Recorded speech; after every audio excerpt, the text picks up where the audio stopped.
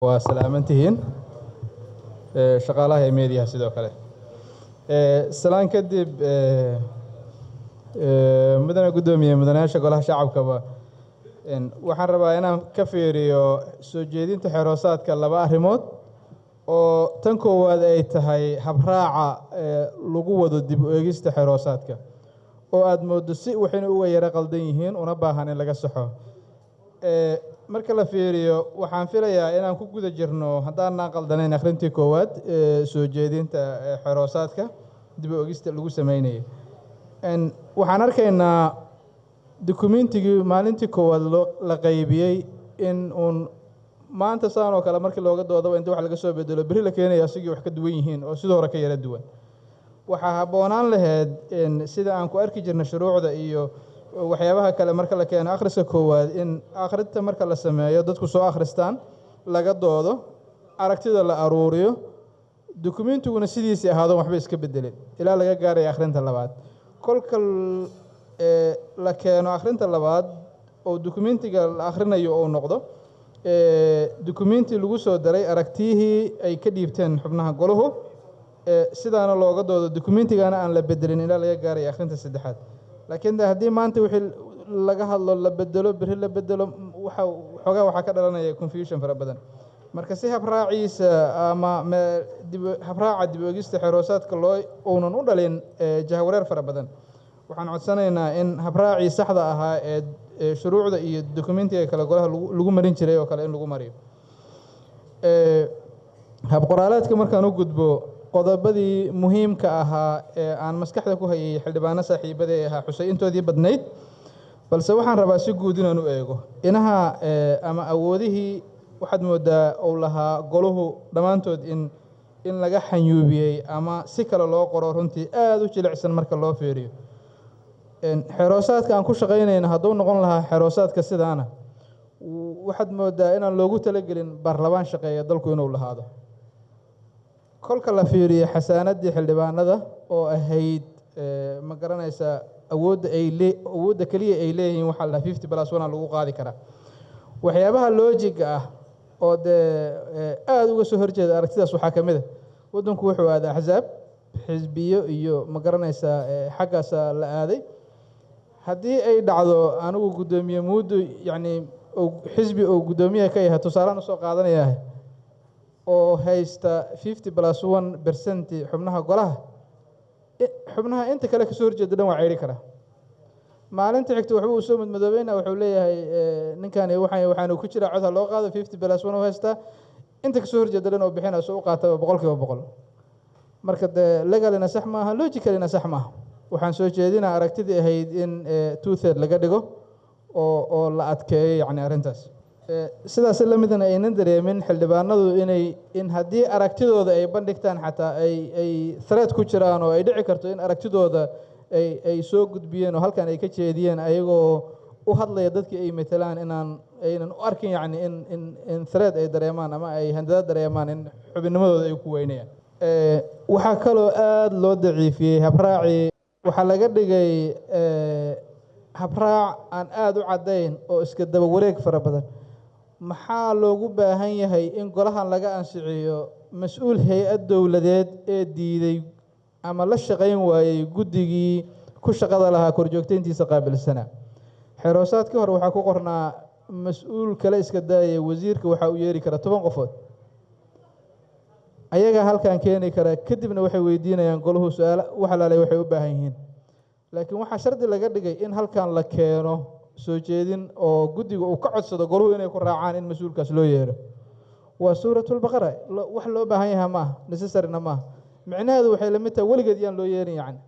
golahan haddii la keeno waxay noqonaysaa ma loo yeeraa mase looma yeeraya waxaa laga diskas garaynaa 10 maalmood sida hadda aan xeroosaadka uga diskas garaynin oo kale ama aan uga doodayno marka dhankaas marka la fiiriyo waxaad moodaa xeroosaadka hadda lasoo diyaariyey ama lasoo jeediyey inuu aada u daciifinayo awooddii korjoogtaynta ee goluhu lahaayeen waxaa kaloo cajiib ah muhiimna ahayd in lagu xuso dee waxyaabihii aan soo aragnay khaladaadkii dhacayena u baahnaa in lagu saxo waxa la bedelay golihii wasiirada halkan aan ku ansixinay ku dhowaad 70% goluhuna sidiisa wuxuu ansixiyaa dad iyo program ma ansixiyo wasaarad ee wuxuu ansixiyaa wasiiradii aan ansixin halkan ma joogaan waa sax dastuurkana kuma caddo xeeroosaadkana kuma caddo waxaan u soo jeedinaa guddiga gacanta ku haya xeeroosaadka arrintaas inay caddeeyaan oo ay detail gareeyaan awood inta uu leeyahay wasiirka koowaad ama ra'iisul wasaaruhu inta qof oo uu bedeli karo maadaama ayna dastuurka ku caddayn in lagu caddeeyo legalina sax ma aha logicalina sax ma aha golaha wasiirada sababta dastuurkana loogu qoro xeeroosaadkana loogu qoro in golaha la hor keeno oo ay ansixiyaan waxay tahay dadka iyo programkooda inay ansixiyaan annagu waxaan ansixinay individualis shakhsiyaad mooye wasaarad ma aanan ansixin dadkii aan ansixinay meeshii ma joogaan wax hadda sharci ahaan caddaynayana meesha kuma qoro laakiin logically waxaan ogahay laakiin inay ku qoreeday charterka hore dastuurkan ka horreeyey oo koota loo ogol yahay ra'iisul wasaaruhu inuu wax ka bedeli karo laakiin heerkaas up to that level ama numberkaas hadday gaarto inay tahay in lagu soo celiyo halkan waxaan codsanaa qodob arrintaas qeexaya in lagu soo kordhiyo xeeroosaadka waxaa kaloo ayadana la cuuryaamiyey ama aan dhihi karaba gebi ahaanba meesha laga saaray goluhu inay keenaan soo jeedin sida xildhibaanadii iga horreeyeyba ay sheegaan waxaad moodaa meeshan waxaa wax soo jeediyey tusaale ahaan qodobka laga hadlayay aadka loogu noqnoqdo wuxuu ahaa eedeynta madaxweynaha oo kale 92 xildhibaana soo jeedi karta hore u qoreed mise 93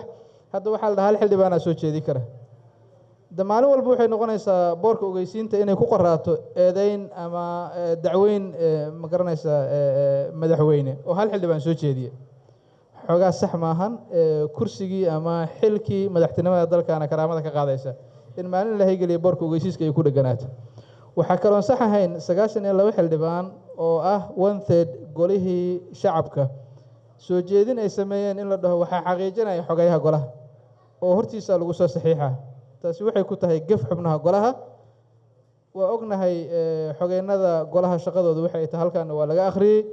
marka in la dhaho waxaad u geynaysiin xogeynadii sax ma ah tan kale xogeynada golahu inay involved ahaadaan ama ay dhex galaan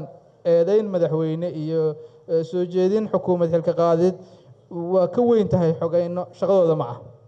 mana dhex geli karaan haddii ay dhex galaan waa un xaraj iyo xujo ah qoorta loo geliyey maalin la haygeliyey waxaan aaminsanahay in la ceyri lahaa xogayaha guud ee golaha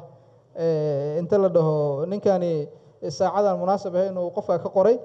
qofkan asaaba mooshinka maxaa la lahaa aad u promote gareynaya dadka telefonuhu intuu diro ma garanaysa ama qaarkood u saxiixaba asugu iyo waxyaabo lamid marka waxaan ku talinayaa inaan xogeynada iyo shaqaalaha issueskaas aan la dhexgelin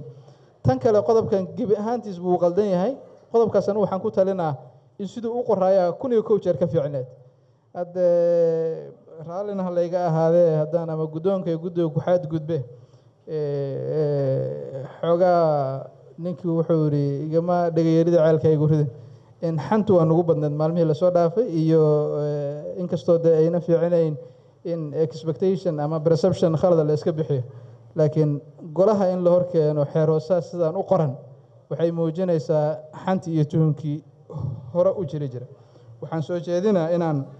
waxaa ka maqanba meeshan oo aan ku qornayn u yeeristii lagu talagalay hay-adaha qaarkood in loo yeeri karo kuma jirta meesha bataatan waa laga saaraba xeeroosaadkan haddii sidaan lagu ansixiyani waxaad moodaa in lagu talagalay waddankan waa waddan parliamentary system ah baarlamaan shaqeeyaahi dalkan kama jiri karo sidii xildhibaanadii saaxiibadii ay u soo jeediyeen waxaan u adkaynayaa inaan lagu kadsoomin meelmarinta xeeroosaadkan waa mahadsan